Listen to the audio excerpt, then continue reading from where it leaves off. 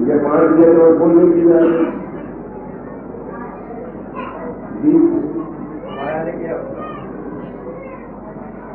है, कभी फिर होगा कभी आपके घर फिर जिम्मेदारी की बात नहीं।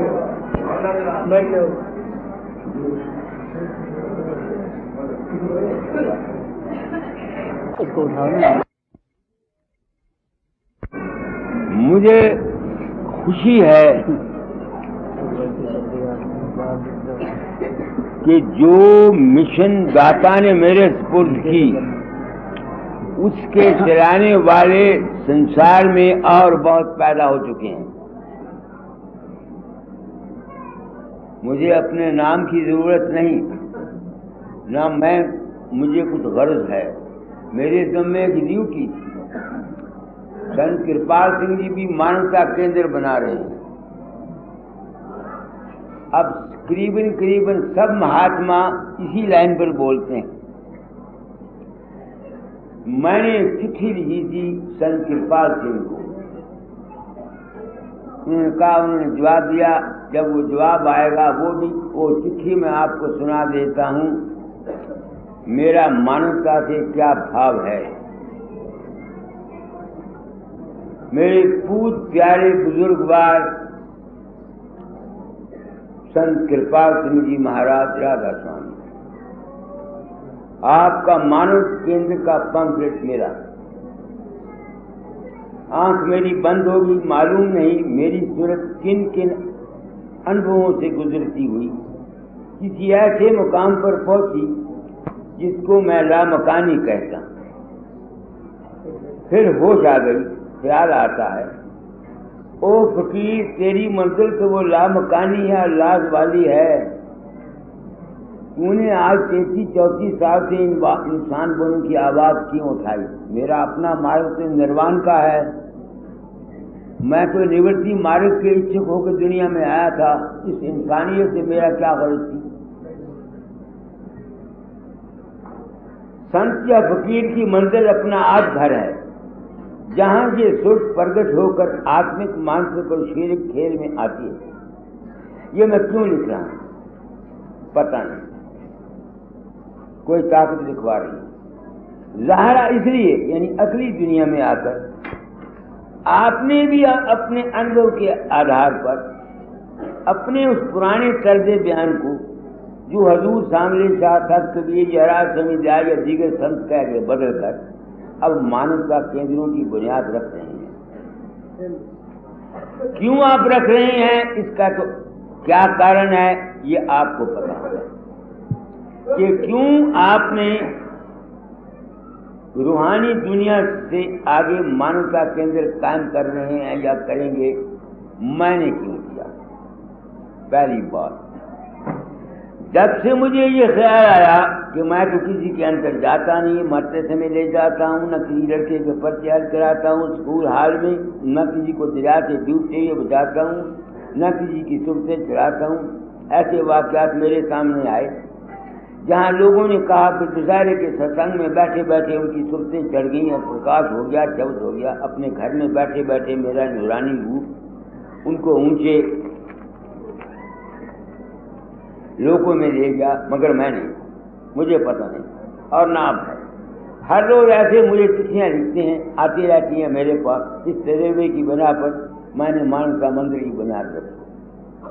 दूसरी मेरी कोई क्या मुराद है मानवता मंदिर थी कि ऐ इंसान, जो कुछ भी है सब तेरा अपना ही निज स्वरूप है, तेरा अपना ही सेल्फिश जिस्म में है। अगर तू अपने आप में ठहरेगा तब तुमको वो लामकानी लाज वाली अकाल गति या परम तत्व का ज्ञान होगा। इसलिए मैंने मानवता मंदिर की बुनियाद रखी। ऐसा समझ करके कि हर एक दूसरे इंसान को ऐसा ही समझे जैसा वो अपने आप को समझता है, और सबके साथ प्रेम मोहब्बत और बराबरी का सलूक करे। करना ही इंसानी केंद्र है। मेरे अनुभव में अगर ये बात जीवों को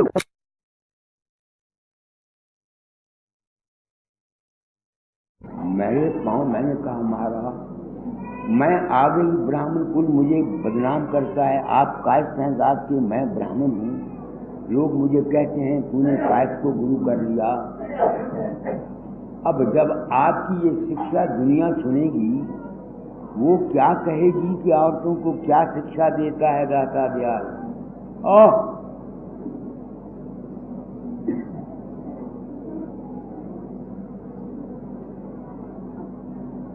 tears are coming into my eyes for the gratefulness of my Data Dayal।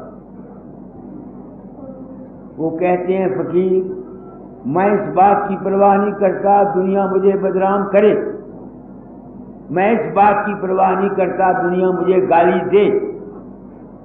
आप क्या चाहते हैं? वो कहते हैं मैं चाहता हूं तेरे घर में शांति।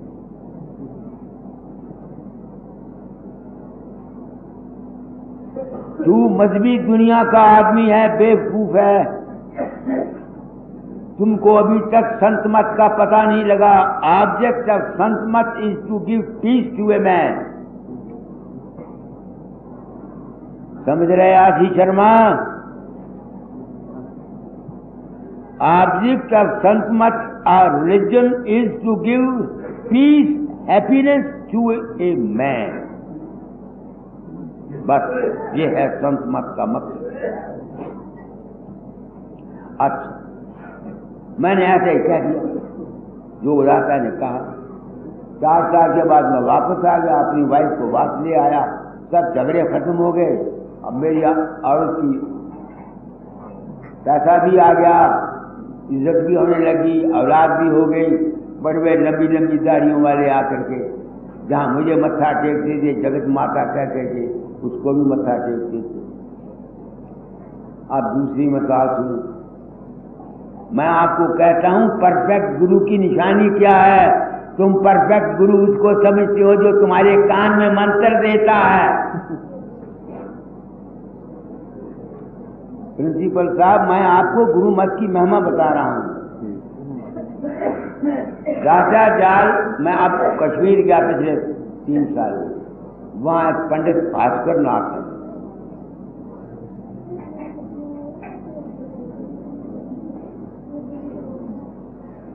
बड़ी उसके बाग हैं, बड़ी जमीन है। उसके मकान पर दाता जाल ने सत्संग कराया। उसके घर वाले आगे कश्मीरी पंडित। तो जब सत्संग हुआ तो मैंने कहा ना, राधा स्वामी। दाता ने जब शुरू किया सत्संग, कहते हैं हिंसा परमो धर्मा, हिंसा परमो धर्मा। तो भास्करनाथ कहता है, मैंने कहा महाराज हिंसा परमो धर्मा नहीं, अहिंसा परमो धर्मा है। वो कहते हैं नहीं, हालात वाक्यात तुम्हारी प्रकृति इस वक्त तुम्हारे वास्ते हिंसा परमो धर्मा है। क्या करना है?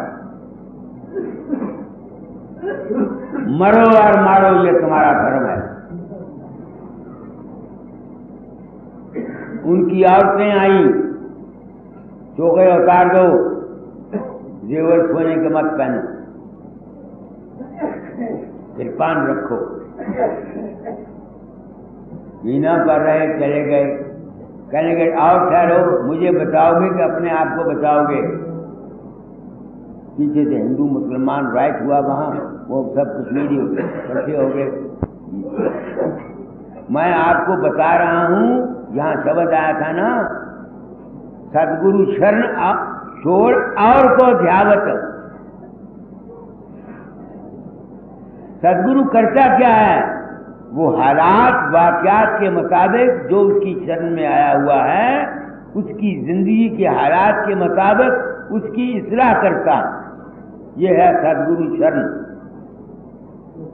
मैं बसरे बगदाद में रहता था, पहले गरीब था, 2 साल जितना रुपया कमाया 8-10 हज़ार रुपया सब बाप को भेज दिया। आया लाहौर, कहते हैं फकीर अमीर हो गया। मैं कहा हजूर की बड़ी दया। कहते हैं पैसा क्या करते हो? मैंने बड़े फख्र से कहा मैं सब बाप को भेज देता हूँ। हैरान के पूछे सारा रुपया बाप? हाँ। क्यों सारा रुपया देते? मैंने कही ने मुझे पाला। हाँ हाँ, उन्होंने तुमको पाला, तुम उनको पालो, सारा रुपया क्यों देते?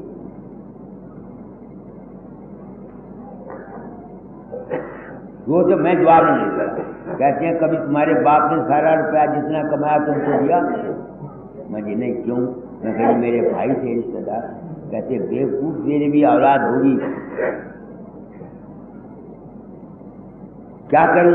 जितना उनको जरूरत है उतना दो, बीमार हो उनकी खिदमत करो, दवाई करो, कपड़े दो, इज्जत करो, मान करो, सारा काम करो। नतीजा क्या निकला? वो जो 10,000 रुपया मैंने भेजा था उन्होंने बाहर दुकान सूद पर दे दिया, 1 पैसा वहां से वापस नहीं हुआ। इसको बोलते हैं सदगुरु। गुरु वो है, मैं किसी वास्ते नाम नहीं देता, जिसको नाम दूं उसकी जिम्मेवारी मेरे सिर पर आ जाती है। I must take the responsibility of his life. मैं खामखा क्यों क्या नाम है लोगों का गुरु बनता हूं? मुझे क्या गरज पड़ी है? क्या गरज पड़ी है? आप बैल मैनू मार, मैं कोई डेरा बनाना, कोई पैसा इकट्ठे करने? मेरे ज़िम्मे से एक ड्यूटी थी, मैंने अपनी ड्यूटी को पूरा कर दिया।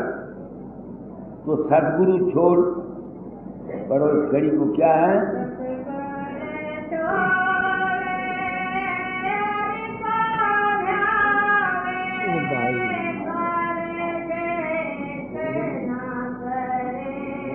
सदगुरु किसे कहते हैं? जो master of law of nature है, जो परिस्थितियों, वाकयात और हालात के मुताबिक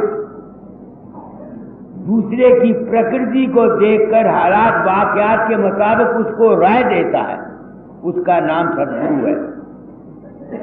वो राय दुनिया के लिए भी होती है, उसके व्यवहार के लिए भी होती है और परमार्थ के लिए भी होती है। मुझको ऐसा सदगुरु मिला था जिसने मेरी दुनिया भी बना दी, मेरा दीन भी बना दिया और मेरी सॉल्वेशन भी हो गई। इस वास्ते इंसान बनूं, फिर सबसे बड़ा इंसान बनूं का क्या नुस्खा है? इंसान बनने के लिए सबसे बड़ा क्या तरीका है? किसी सच्चे गुरु के हुक्म के मातहत बस जो वो कहता है उस पर चलो। इंसान गुरु बनाता है। ये गुरु की ड्यूटी है मानव को इंसान बनाना, ये आज की ड्यूटी नहीं है। ये हमारी प्राचीन सभ्यता है। 9 साल के बच्चे को गुरु दीक्षित दिया जाता था, उसको यज्ञोपवीत कराया जाता था और उसको गुरु धारण करने की आज्ञा थी। अब तो वो प्रणाली बिगड़ गई।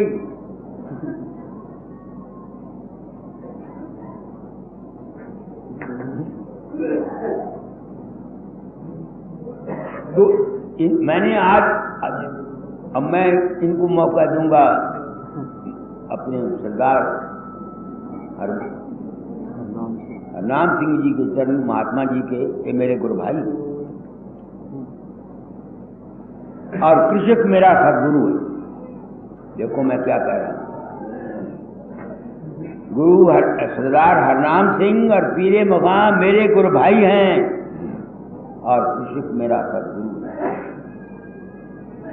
मेरे जो वहम थे, जो मेरा अज्ञान था, जिसकी मैं तलाश करता था हकीकत की, इस काल और माया से मुझको निकालने वाले ये मेरे सत्संगी। मैं किसी को इजाजत नहीं देता मेरे पांव को हाथ लगा। इसको अगर मैंने गुरु पदवी दिया, इसके अज्ञान को मिटने के लिए दिया। इसलिए नहीं दी कि गुरु बन के तुम्हारे संसारियों को लूटता फिरे। इसके जिस तरह से दाता ने मुझको गुरु पदवी दी मेरे अज्ञान को मिटाने के लिए, इस तरह से ऐसे महापुरुषों के तजर्बों से मैंने फायदा प्रिंसिपल साहब उठाया। आज दिन तक कोई ऐसा महापुरुष नहीं आया जिसने ऐसे लफ्ज कहे हों। कहे सबने, मगर इस तरीके से कहे गोलमाल कि किसी की समझ में नहीं है। राधा स्वामी दयाल के दरबार में लोगों ने सालग्राम साहब की बड़ी सिफ्त की, आपके बड़े प्रेमी हैं, बड़े सेवक हैं, तो लिखा हुआ किताब में। स्वामी जी ने कहा क्या पता है, सालग्राम मेरा गुरु है तो मैं सालग्राम का गुरु। शिष्य ने में गुरु को ये जाने सबको, गुरु ने में शिष्य को कोई। ये गुरु और चेले का व्यवहार एक रिलेटिव टर्म है, और जब तक इंसान जिंदा है एहसान मानता है। माँ बच्चे को पालती है, जब तक वो छोटा है बच्चे माँ के पीछे लगा रहता है, उससे पर्दा नहीं करती। जब बच्चे को अकल आ जाती है फिर माँ अपना नगेट छुपाती है। आगे वही माँ मम्मा दिया करती थी बच्चे के मुंह में, जब बच्चा बड़ा हो जाता है वो अपनी मम्मा को छुपाती है। छुपाती है कि नहीं छुपाती? मगर बच्चा जब तक जिंदा है वो माँ की इज्जत करता है। इस वास्ते कामी करे, क्रोधी करे, पापी करे अनंत, आन और पासक कीर्त घन करे न नाम रटन। जो अनग्रेटफुल शख्स है, बेशुक्रा है, वो इस संसार से नहीं करता। मैंने ये राधा स्वामी मत से तारीफ पाई, इसलिए मैं राधा स्वामी मत का एहसानमंद। दाता जाग से मैंने ज्ञान हासिल किया, मैं उनका एहसानमंद। मैंने कृषक दूसरे तुम सत्संगियों से मैंने ये ज्ञान हासिल किया, मैं आपको एहसानमंद। तो आज मैंने मानवता के असूल बयान किए। कल सुबह को मानवता के वो असूल बयान करूंगा जिससे तुम हमेशा के लिए इस जन्म मरण के चक्कर से बच जाओ। मोक्ष। अब लाउडस्पीकर उनके आगे रख दो, सरदार हरनाम सिंह के, कृषि के आगे। जो कुछ कोई कहना चाहता है मुझे ये कोई ना कहे कि मैंने वक्त नहीं दिया। कादरी साहब चले जाइए, शर्मा साहब का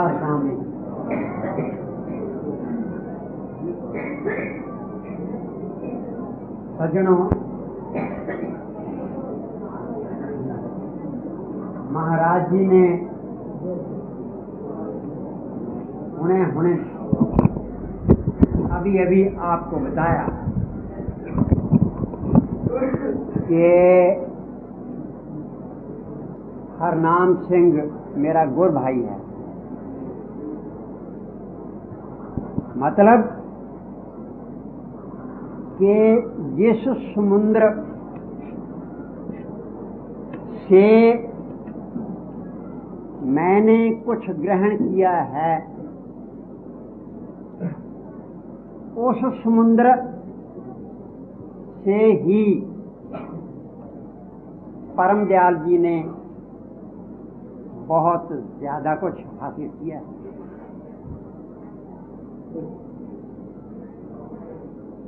किसी साहब ने फरमाया है, वो कहते हैं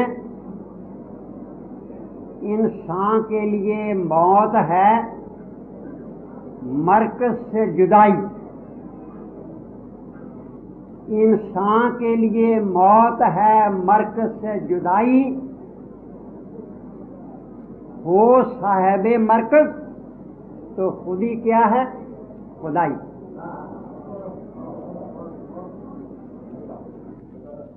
अब रही बात ये कि हमें मालूम हो जाए कि मरकज क्या होता है। हमें टपड़े लगे हुए हैं, हमें मरकज कई तरह के नजर आ रहे हैं। कोई साहब कहता है मेरी बीवी, बच्चे और मेरा परिवार ही मरकज है। अच्छा भाई। कोई कहता है मेरा जो प्रांत है वो मेरा मरकज है। कोई कहता है मेरी जो लैंग्वेज है, जबान है, बोली है, यही मेरा मरकज है। और कोई कहता है कि सारे भारत का जो मरकज दिल्ली है तो मेरा मरकज भी दिल्ली है। लेकिन भाइयों, मरकज आपको मालूम है वो चीज है जो हर चीज को आकर्षित करती है और अपनी तरफ खींचती है। हमारे अपने इस सूरज मंडल का मरकज ये सूरज, शायद कई भाइयों को ये मालूम ना हो कि इस सूरज मंडल से मेरी मुराद क्या है। ये हमारा जो सूरज आपको नजर आ रहा है, ऐसे सूरज एक नहीं, 100 नहीं, 1000 नहीं, अरबों हैं। अब आप देखिए कि इस सूरज के गिर्द जो पढ़े लिखे लोग आप में से हैं वो जानते हैं कि इसके गिर्द 7 सैयारे जो हैं वो चक्कर काट रहे हैं।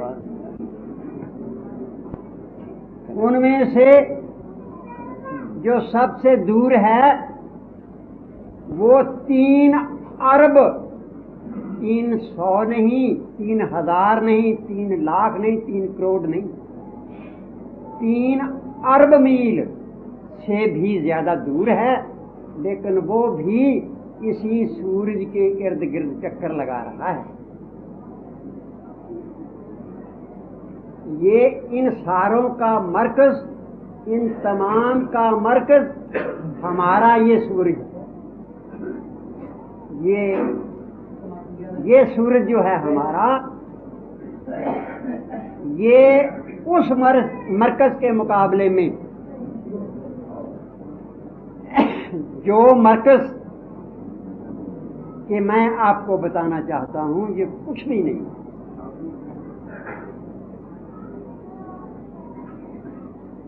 लोग समझ लेते हैं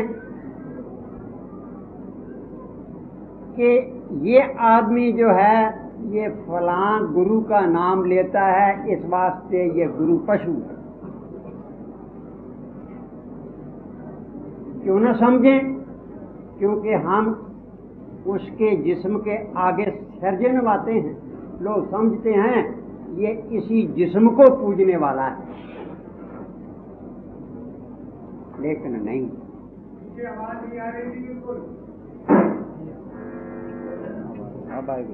जो बात को समझने वाले हैं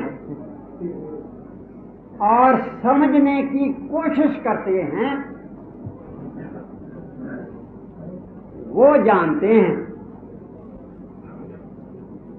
कि ये गुरु के जिस्म को नहीं मानता। गुरु की ये जो 5 चीजों से, 5 तत्व से बना हुआ ये पिंजरा है, इसको गुरु नहीं समझता। ये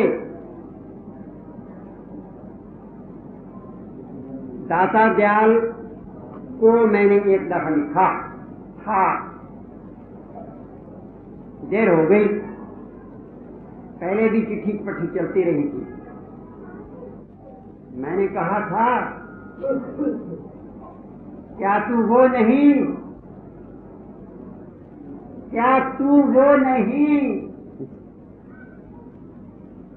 जो ईसा मसीह से भी पहले, बल्कि शुरू से ले लो सतयुग में 4 रूप धारण करके आया था।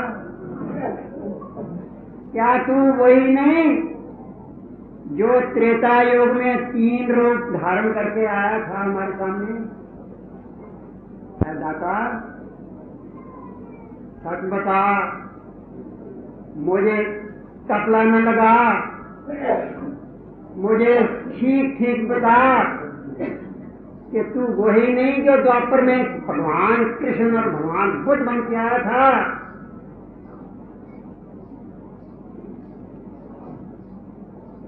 उसके बाद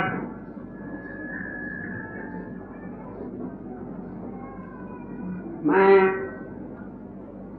आपको बताऊं कि दाता दयाल के पास जो जाते हैं आम तौर पर यह ख्याल होता है कि दुखी जीव उनके पास जाते थे और अब भी गुरुओं के पास दुखी जीव जाते हैं, लेकिन मैं झूठ नहीं बोलता। मैं सच कहता हूं कि मैं बिल्कुल दुखी नहीं था।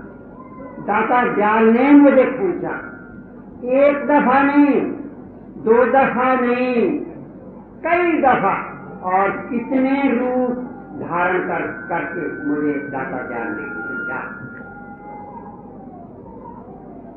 सन 1935 बैसाखी की बठिंडा में दाता दयाल आए हुए थे। मैं भी वहां पहुंचा। वहां हारमोनियम मंगवाया गया और मैंने अर्ज की, अगर हुक्म हो तो मैं शब्द सुनाऊं। शब्द तो मैंने 5 सुनाए, लेकिन एक जो सुनाया जरा सुने। शब्द ये था, दिखा दे अपनी जमाली सूरत, उठा दे मुंह से नकाब अपना, जमाल देखूं, जमाल देखूं, और जमाल जैसा ही एक और लफ्ज़ जलाल देखूं, मटाऊं रंजो अजाब अपना। दाता दयाल सामने बैठे मुस्कुराए। मैंने फिर यही अर्ज किया, दिखा दे अपनी जमाली सूरत, उठा दे मुंह से नकाब अपना, जमाल देखूं जलाल देखूं, मटाऊं रंजो अजाब अपना। और ये विनती दाता दयाल जो पहले से ही आकर्षित कर रहे थे, जो पहले से ही मुझे खींच रहे थे, एक दफा नहीं कई दफा, लंबी बात नहीं मैं करता, कई दफा कैसे कैसे किस तरह कहां कहां से उन्होंने मुझे खींचा, पता नहीं क्या वजह थी। वो मुस्कुराए। मेरे पूज्य भाई मामचंद जी वहां थे, दूसरों का अभी मुझे मालूम नहीं। तो उस वक्त उसके बाद दाता दयाल ने कहा सत्संगी एक को कि उसको कहो कि वो अब नाम ले ले। मैं क्योंकि पहले दयाल डिग्गी एक इधर है अलीगढ़ में, उसकी लंबी कहानी है, वो मैं नहीं यहाँ सुनाना चाहता। वहाँ पहुँचा था दयाल डिग्गी, वहाँ 4-5 दिन दाता का सत्संग किया था। तो वहाँ से भी मैं जब वापस आने लगा तो उस वक़्त मेरे पूज्य भाई मोतीलाल मुख्तार साहब थे, वो मुझे पकड़कर दाता दयाल के पास ले गए और कहने लगे, महाराज ये पंजाब से आया है, इतने इतने कष्ट सहार कर, और ये नाम तो इसने लिया नहीं, ये वापस जाता है। दाता दयाल कहते हैं जाने दो, बड़ी बेपरवाही से। और वो जो दाता की बेपरवाही थी, अगर सच पूछो तो वो मेरे लिए एक काट करती। उनकी ये जो बेपरवाही थी, कहते हैं जाने दो। अरे मोतीलाल, तू क्या समझता है? तू ध्वनि की हंडिया लेता है और उसको 10 दफा ठकोर कर देखता है, इसने गुरु करना है। गुरु ये करेगा, जरूर करेगा, लेकिन ये खोज कर पता करके अच्छी तरह फिर करेगा, और जब कर लेगा तो फिर छोड़ेगा नहीं। उस वहां से मैंने प्रणाम किया और वैसे ही चला आया था। इस वास्ते यहाँ बठिंडा में दाता ने फरमाया था उसको भेजो। अकेले एक कमरा में, और कोई वहां नहीं था। उन्होंने जो कुछ मुझे दान किया उसमें से मैं आपको क्या बता सकता हूँ, एक थोड़ी सी कुछ किरण ही आपके लिए यहाँ कह सकता हूँ। तो ये जो एक शायर ने कहा था ना कि इंसान के लिए मौत है मरकज से जुदाई, हो साहिबे मरकज तो खुद ही क्या है खुदाई। अब ये मरकज जो है ये हासिल करने के लिए, इसको हासिल करने के लिए दो रास्ते। एक तो मरकज दुनियावी है, दुनिया की तरफ, दुनिया में तरक्की करने का, और एक मरकज है उस मालिक से मिल जाने का। दुनियावी तरक्की करने के लिए हम साध के, संत के, महापुरुष के वचनों को सुन सकते हैं। वो हमें बहुत सी बुराइयों से निजात दिला सकते हैं, हम अच्छे बन सकते हैं। लेकिन मुझे तो ये मालूम होता है कि वो मरकज जो उसके साथ मिलने के लिए, उसकी जब तलाश हम करते हैं, वो जो चीज फरमाई दाता ने उसके साथ जब मिला जाता है तो चढ़ाई करने के लिए उसके सिवाय मुझे और कोई रास्ता नजर ना आए। चढ़ाई करने के लिए केवल वो रास्ता है और साइंटिफिक है, वो रास्ता है और साइंटिफिक है। कोई साइंसदान ये नहीं कह सकता कि ये जो राधा स्वामी मत का ये रास्ता है और मालिक से मिलने के लिए ये गलत है या ये साइंस बेस्ड नहीं है। बिल्कुल नहीं, ऐसा नहीं। दाता ने समझाया, सब कुछ समझाया, बड़े प्यार से समझाया, और मैं तो कहता हूँ अब परम दयाल भी प्रेम ऐसा करते मुझे लिखते हैं, ये मुझे लिखते हैं दाता दयाल के लाडले ये काम ऐसा करते। मैंने इनको लिखा, मुझे दाता दयाल का लाडला ये क्यों ना करें, वो ही तो हुए, मुकर जाए, ये इनकी मर्जी है, हमारे सामने ऐसा कुछ कह दे, वो ही है, दाता दयाल ही है ये। और वो दाता दयाल जिसकी तरफ इशारा मैं कर सकता हूं, वो दाता दयाल इस चीज को ना समझना ये बाहरी पिंजर को या बाहरी बाबा फकीर का ये पिंजर जो है ये बाबा फकीर यही गुरु है। नहीं, आप में से बहुत से सत्संगी भाई ऐसे हैं जिनमें से मेरे पूज्य भाई श्री मोहनलाल जी नैयर, इनको क्या कुछ नहीं दिया दादा ने। और भी बहुत से भाई हैं, वो जानते हैं उस खेल को, उस युक्ति को, उस तरीके को, लेकिन क्या वो तरीका, वो युक्ति बगैर सच्चे गुरु के मिल सकती है? हरगिज नहीं। सच्चे गुरु के बगैर, पूर्ण गुरु के बगैर वो क्योंकि मिल नहीं सकती। इस वास्ते गुरु नानक साहब भी ये कह गए। साहब गुरु नानक ने क्या कहा? सो गुर करो जो साज दृढ़ावे, अलख लखावे, शब्द मिटावे।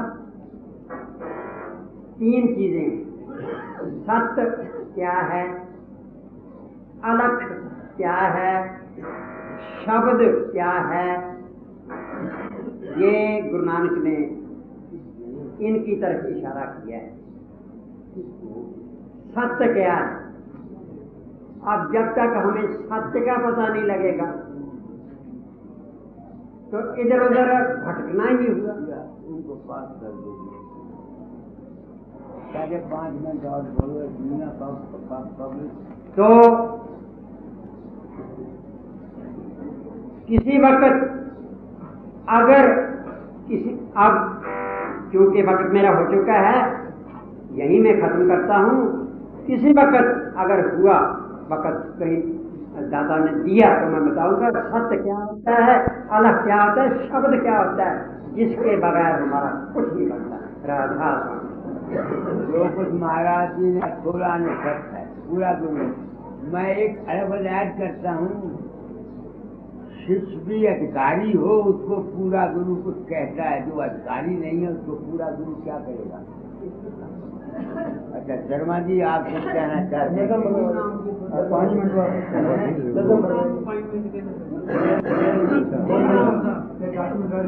घूमना वही बोल रहा हूँ जी, ऐसा उबर कर लो। ऊपरी करना है ना।